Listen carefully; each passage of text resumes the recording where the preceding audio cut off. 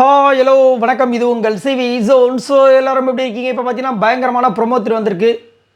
கண்டிப்பாக அதை பார்த்து கண் கலங்கியிருப்பீங்க. ரொம்ப எமோஷ்னலான ஒரு விஷயம், டாஸ்க்கு. இந்த டாஸ்க் வருஷம் நடக்கும். என்னடா நடக்கலையே அப்படின்னு எதிர்பார்த்தேன். அது மட்டும் இல்லாமல் கண்டிப்பாக வந்துட்டு கமருதீன், விஜய் பார்வதி வந்துட்டு இந்த டாஸ்க்கில் நான் கண்டிப்பாக மிஸ் பண்ணுறேன். நீங்கள் யாரெல்லாம் மிஸ் பண்ணுறீங்கன்னு சொல்லுங்கள். ஏன்னா அந்த நட்பு. ஸோ விஜய் பார்வதி கண்டிப்பாக இருந்திருந்தால், கமருதீன் இருந்திருந்தால் வந்துட்டு கமருதீன் கானாவனத்தையும் கமருதீன் சொல்கிறதுக்கு வாய்ப்புகள் இருக்குது, அமித்தை சொல்கிறதுக்கு வாய்ப்பு இருக்குது. ஆனால் விஜய் பார்வதி யார் சொல்லுவாங்க அப்படின்னு யோசிச்சு பார்த்தா அவங்க வெளியில் இருக்கிறது நல்லதாக இல்லை. யாருமே எனக்கு தெரியும் சொல்ல மாட்டாங்க. கமருதீன் லாஸ்ட்டாக வந்து விஜய் பார்வதி கிட்ட பேசினார். பட் இருந்தாலும் கமருதீன் விஜய் பார்வதி அந்த நட்பில் சொல்லுவாரா அப்படின்னு கேட்டிங்கன்னா எனக்கு டவுட் தான். சொல்கிறது தெரியல. ஏன்னா அவங்க வந்து நட்புக்கு மேலே அப்படின்னு வந்ததுனால அவர் கண்டிப்பாக வந்துட்டு வினோத்தை வந்து விட்டு கொடுக்க மாட்டார், அங்கே சொல்லுவார். ஸோ மேபி அமித் விஜய் பார்வதி சொல்கிறதுக்கு வாய்ப்புகள் இருக்கலாம்.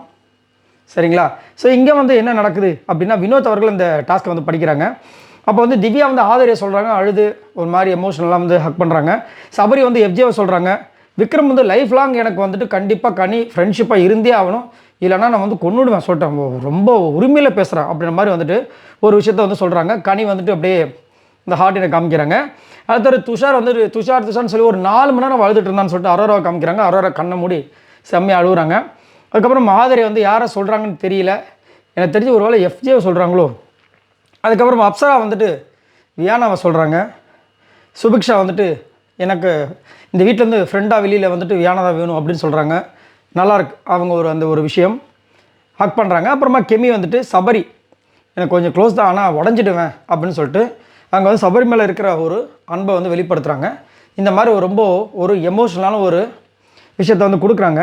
நான் உண்மையிலே ரொம்ப இந்த மாதிரி டாஸ்க்லாம் இதுக்கு வேறு வந்து ஏவி போடுவாங்க பாருங்கள்.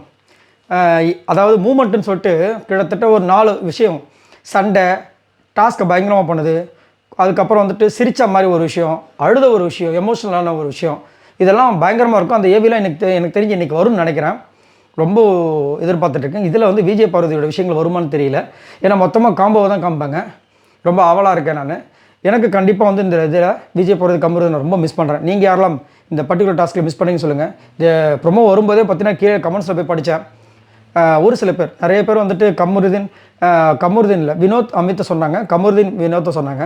ஒரு சில பேர் விஜய் பார்வதி அங்கே வந்து நினைவு கூற விஷயங்கள் இருந்துச்சு. எனக்கு எப்பயுமே பார்த்தீங்கன்னா இந்த மாதிரி ஒரு ட்ரஸ்டபுளான ஒரு விஷயம் எதிர்பார்ப்பு இருக்குல்ல, அதில் வந்து விஜய் பார்வதிக்கு இது வரைக்கும் யாருமே நிலையாக கொடுத்ததே கிடையாது. அந்த விஷயம் வந்து விஜய் பார்வதிக்கு அங்கே அமைஞ்சதில்லை. ஏன் அமைஞ்சதில்லைன்னா அவங்க கேமாக பார்த்தாங்க. அங்கே ஒரு நட்பை வந்து வளர்க்கணும்னு அவங்க ஆசைப்படல. நட்பு இருந்தாலும் வந்து அந்த நட்பை மீறி அங்கே வந்து ஒரு விஷயம் பண்ணுவாங்க. திவாகர் கொடுப்பார், அவர் மறந்துட்டல. திவாகர் கண்டிப்பாக வந்துட்டு விஜய் பார்வதிக்காக இருந்திருப்பார் இந்த பர்டிகுலர் டாஸ்க்கில்.